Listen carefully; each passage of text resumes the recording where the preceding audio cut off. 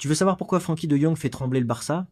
Découvrir El Cible Mercato pour l'aile gauche et ce que cache l'éclosion de Fermin Lopez. Tu restes jusqu'à la fin car ce que je vais révéler va te surprendre. Salut à tous, bienvenue sur Gabi Barcelona News. Je suis Gabriel et aujourd'hui on décortique l'actu Blitz du Barça.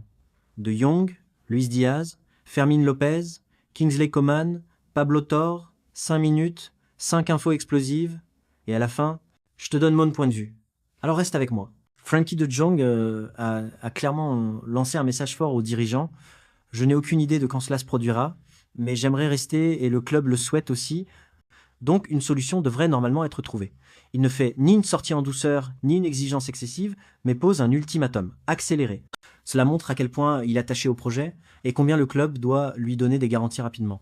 Sans cet accord, le milieu blaugrana perdrait non seulement de sa stabilité tactique, mais s'exposerait aussi aux sirènes de clubs comme Arsenal ou Manchester City.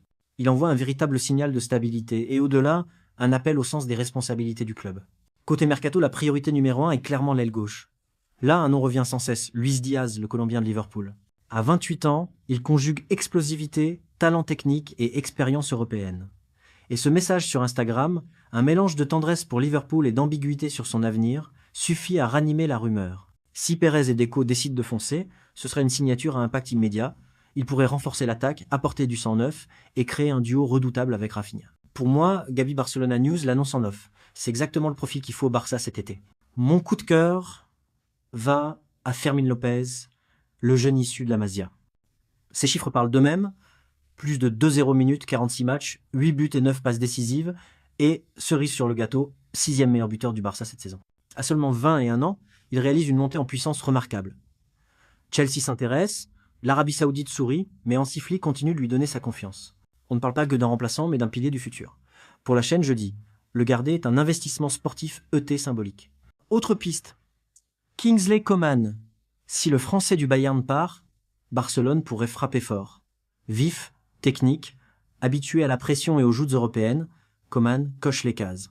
Cependant, avec Diaz ou Rashford qui pointent en priorité, il reste une option secondaire, un coup possible, mais pas aligné au cœur de la stratégie. Enfin, Pablo Torre, jeune milieu du Barça, fait partie des joueurs dont l'avenir se joue maintenant. Le club veut alléger et donner du temps de jeu ailleurs. Les prêts à Valence, Osasuna ou Séville sont à l'étude, mais Porto et Leverkusen proposent des montages encadrés. L'idée, faire mûrir Pablo tout en conservant un droit de regard. C'est une stratégie intelligente. Améliorer son expérience sans renoncer à son potentiel. Imagine un instant, un Barça avec De Jong prolongé, Diaz en renfort offensif, Fermin comme leader intérieur, Coman en joker tactique et Pablo Torre en progression à l'extérieur. C'est un mélange entre stabilité et ambition, jeunes émergents et talents confirmés, gestion financière et audace sportive. Une vraie carte stratégique alignée entre performance immédiate et construction durable. Maintenant, je te pose la question, comment perçois-tu ce plan? Est-ce que De Jong mérite un contrat prioritaire? Diaz est la bonne pioche. Fermin est-il le futur du club? Pablo Torre prêté ou pas? Dis-moi tout dans les commentaires, c'est là que le vrai débat commence.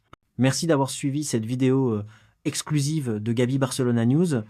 Si tu as aimé, un like, un subscribe, une cloche. Et je te retrouve très vite pour tout savoir sur le prochain dossier panique du Barça. Hasta la proxima, Blaugrana Familia.